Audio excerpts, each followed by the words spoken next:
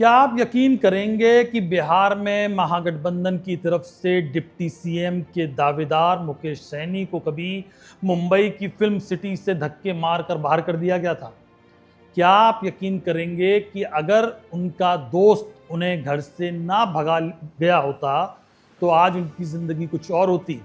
और क्या आप यकीन करेंगे कि मुकेश सहनी जो अब डिप्टी सीएम पद के दावेदार हैं, वो एक ज़माने में देवदास फिल्म के सेट पर मजदूरी किया करते थे। नमस्कार, मैं हूं पीयूष पांडे और आप देख रहे हैं द किस्सा।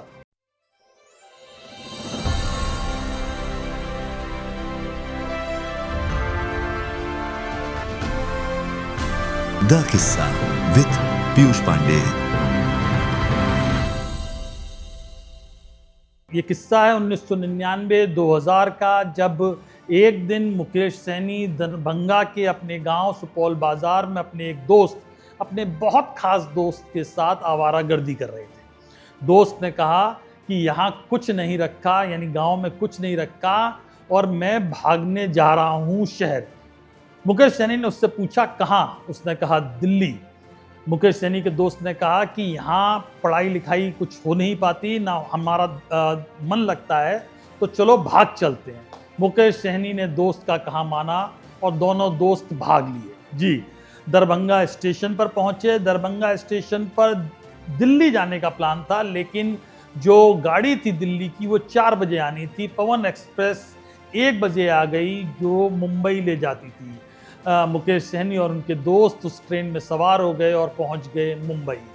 2-4 दिन बाद दोस्तों ने अपने घर पर ये खबर भिजवा दी कि वो मुंबई पहुंच गए हैं, और फिर जो गांव के लोग थे मुंबई में उनके घर पहुंचे, वहां रहना खाना शुरू हुआ और नौकरी खोजने का अभियान शुरू हुआ।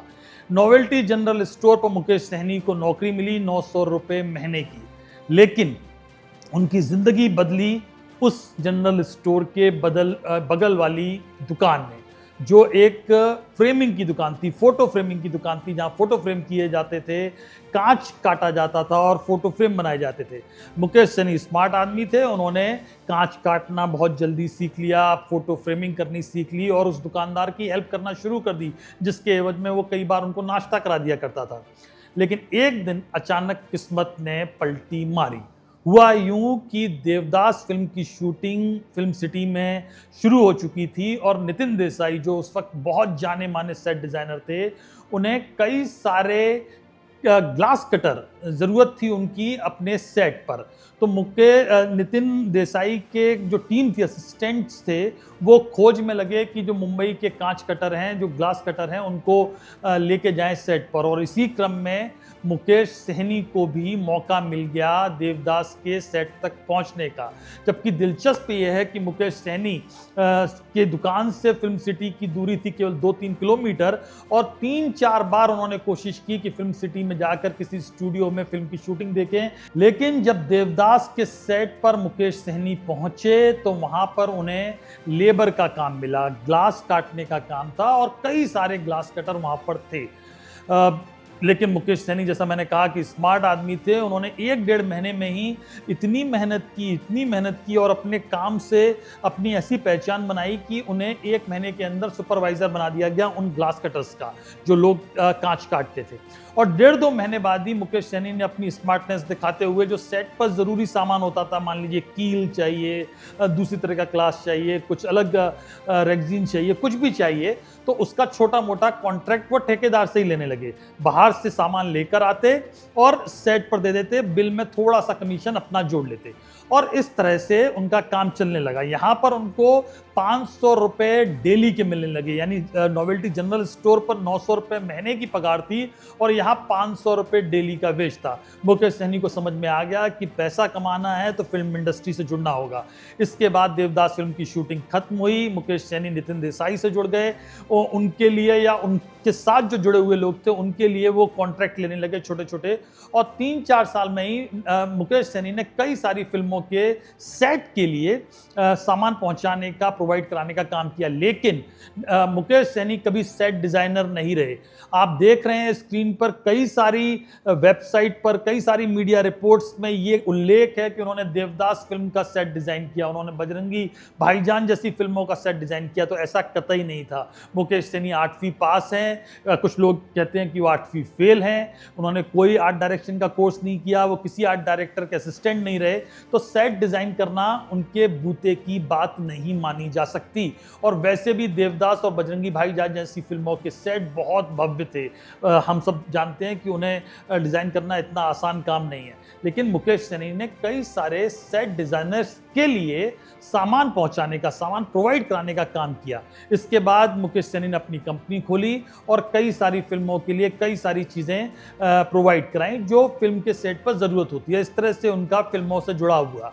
लेकिन 2014 आते आते मुकेश सैनी का रुझान हो गया राजनीति की तरफ। उन्होंने खुद को सन ऑफ मल्लाह की तरह पेश किया। सन ऑफ मल्लाह कहा खुद को क्योंकि निषाद और मछुआरा समाज जो है बिहार में, वो लगभग सारी उपजाति मिला ली जाए तो लगभग 8 से 9% है। और मुकेश सैनी को लगा कि मुंबई में जो पाई है लोकप्रियता, जिसकी भनक, जिसकी झलक गांव तक पहुंच रही है, उनके इलाके तक पहुंच रही है, उससे भुनाया जा सकता है। उन्होंने पहले तो 2014 में मोदी जी का समर्थन किया, बाद में विकासशील इंसान पार्टी बनाई और फिर चुनाव लड़ाने का कार्यक्रम शुरू हुआ। इस बीच उन्होंने एक लैला तीन छैला जैसी फिल्म भी प्रोड्यूस की, भोजपुरी की। ये फिल्म पिट गई, लेकिन मुकेश सहनी की किस्मत चल निकली और वो पॉलिटिक्स में पहुंच गए। 2000 यानी ये पिछला जो चुनाव था 2020 का, वो एनडीए ने उनको 11 सीटें भी दी और 11 सीटों में उनके 4 विधायक जीते भी। मुकेश सहनी हार गए लेकिन 4 विधायक जीते। बाद के दौर में एक विधायक की डेथ हो गई और 3 विधायक बीजेपी में शामिल हो गए, जिससे नाराज मुकेश सहनी महागठबंधन के सदस्य बन गए। बीजेपी उन्होंने छोड़ दी, उन्होंने लोकसभा का चुनाव लड़ा, वो हार गए। यानी आज की तारीख में मुकेश सहनी का कोई भी विधायक नहीं है, लेकिन मुकेश सहनी हर पार्टी के चहेते थे। महागठबंधन से भी उनका जो लड़ाई चल रही थी वो आखिरकार सुलझ गई। वो पहले 60 सीटें मांग रहे थे, फिर 30, और लेकिन 15 सीटें मिल गई हैं।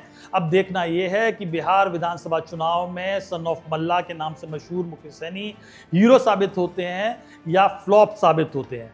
तो फिलहाल द किस्सा में आज का किस्सा यही। आपको किस्सा पसंद आया है तो इसे लाइक करें, शेयर करें, और आपने द किस्सा चैनल सब्सक्राइब नहीं किया है तो अभी करें। धन्यवाद।